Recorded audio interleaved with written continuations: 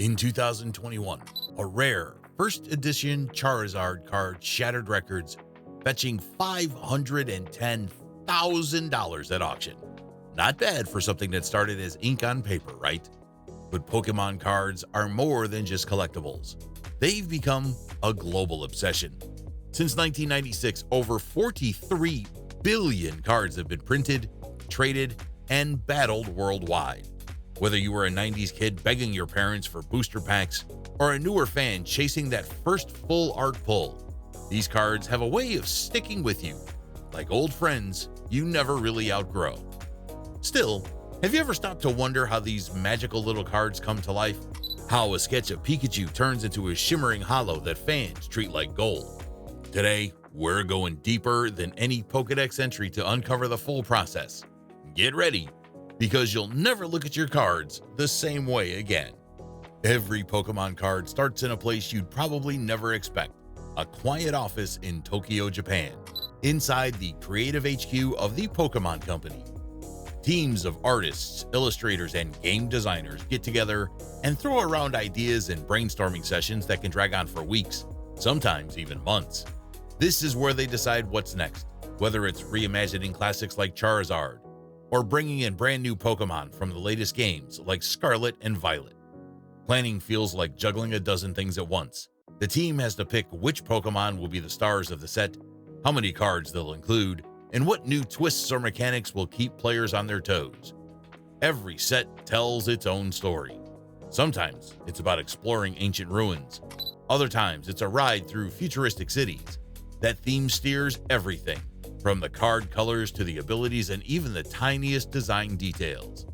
And then there's the artwork. Honestly, this is where Pokemon cards really hit another level. The illustrations are gorgeous for a reason. Artists like Ken Sugimori, the guy behind the originals, and newer legends like Naoki Saito bring these Pokemon to life in ways that fans can instantly connect with. Every little thing matters. Pikachu's tail has to feel just right. Gengar's grin has to have that perfect bit of mischief. And even the background art tells its own secret story if you look closely. But it's not just about looking good. The game designers are deep in the trenches too, figuring out attacks, abilities, and energy costs so everything stays fun and balanced. Nothing is slapped together. Every bit of damage, every special effect gets tested over and over to make sure the cards actually play well. By the end of it all, each card feels like its own little work of art, ready to leave the drawing board and head out into the world. Once the core idea is locked down, it's time for the graphic design team to turn concept into fully realized cards. Using specialized software, designers carefully assemble every element: the artwork, HP attack boxes, energy symbols, resistance icons, and of course, the instantly recognizable yellow border that frames every standard Pokemon card. Each Pokemon card must follow a strict design template set by the Pokemon Company. Even a 1-point change in font size or a shift of a millimeter could make a card look off or create confusion in gameplay. The layout isn't just about beauty. It's engineered for clarity, accessibility, and fairness, ensuring that both kids and competitive players can read and understand the card easily. Because Pokemon is a global phenomenon, there's also the enormous task of localization. Each card is prepared in multiple languages: English, Japanese, French, German, Italian, Spanish, Portuguese, and more. Translators and editors pore over every line of text, making sure abilities and effects make sense in every region, while also preserving the flavor and feel of the original Japanese writing. The final and most grueling step before production is playtesting. Pokemon's development team stages hundreds of test matches using mock-ups of the new cards to spot any overpowered combos, bugs, or confusing mechanics. It's a long process, sometimes up to a year of iterative testing and reworking, because once cards are printed, there's no going back. Only after every piece is locked down, art, text, gameplay, and balance, does the set finally move to the printers. And that's where things get industrial. The magic of Pokemon cards wouldn't exist without printing technology. Production happens at facilities like Carta Mundi, which operates massive factories in Belgium, Japan, and the United States. These places are like a Willy Wonka factory for trading cards, but everything is precise, professional, and incredibly high-tech. The process starts with massive sheets of specialty cardstock engineered to withstand years of handling, shuffling, and battling. Pokemon cards are made with a multi-layer laminate, typically blending paper and thin plastic to give the cards durability and a smooth, flexible texture. High-end offset printers layer vivid, full-color ink onto the sheets, building up the Pokemon's image and text in multiple passes to ensure razor-sharp detail and vibrant hues. Each sheet can print around 121 cards at a time, and multiple sheets are run side by side to produce millions of cards per day. For holo foil and ultra-rare cards, things get even cooler. Holographic effects are created by applying special foil sheets using methods like rainbow holo foil, cold foil stamping, and layered texturing. For cards like VMAX or Full Art, embossing is added to give depth and a tactile feel that collectors love. Every layer must be aligned perfectly. If the foil is even slightly off-center, it can ruin an entire sheet. This part of the process is mesmerizing, but also ruthlessly precise. Machines and humans work together to monitor alignment, ink saturation, and foil application around the clock, making sure every card meets Pokemon's exacting standards. Did you know the rarest Pokemon card ever is the 1998 Pikachu Illustrator, with only 39 copies awarded to contest winners in Japan? One sold in 2002 for a jaw-dropping $5.3 million, setting a world record. Yes, that was Logan Paul's card, which he wore at WrestleMania. Once the printing and foiling are done, the giant Pokemon card sheets, each with about 121 cards, head to one of the most critical steps: cutting.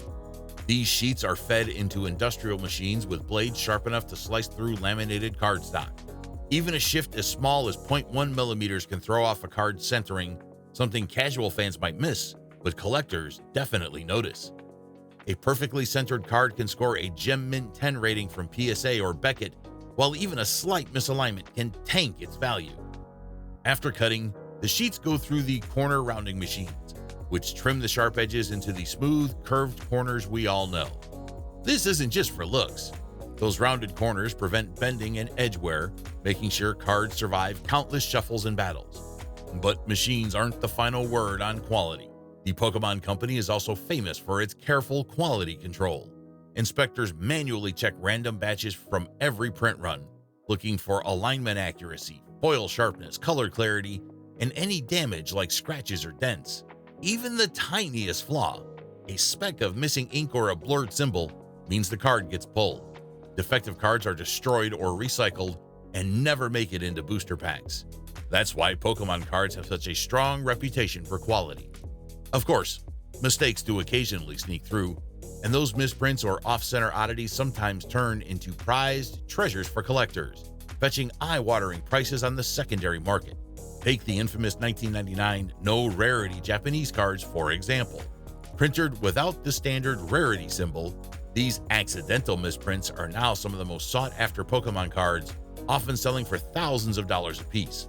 But for Pokemon, the focus isn't on creating rare errors, it's on keeping their legacy of precision intact.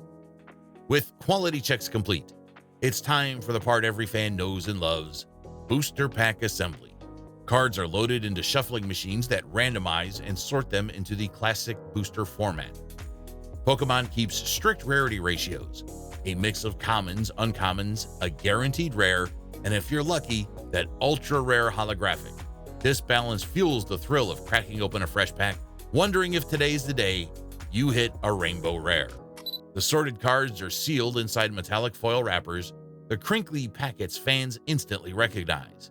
These wrappers are heat sealed at high speed, keeping everything airtight and tamper-proof until you tear them open. Security behind the scenes is also taken very seriously. Pokemon prints and pack sets months ahead of release, and workers often sign strict NDAs. Many factories have restricted zones, constant CCTV, and digital tracking to stop leaks or theft, because spoilers are a huge threat in the TCG world, and Pokemon spares no effort keeping upcoming sets under wraps. After sealing, boosters are boxed into larger products like booster boxes, tins, and elite trainer boxes, each offering a different opening experience. Once everything's packed and boxed, pallets head out to distribution centers, around the world.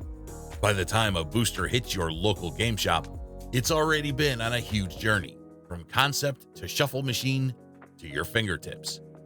So the next time you open a booster pack, take a second to think about everything behind it: the design, the testing, the printing, and the precision it takes to bring each card to life.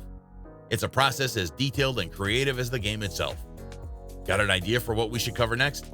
Drop it in the comments. We're always up for digging into the stories behind your favorite collectibles.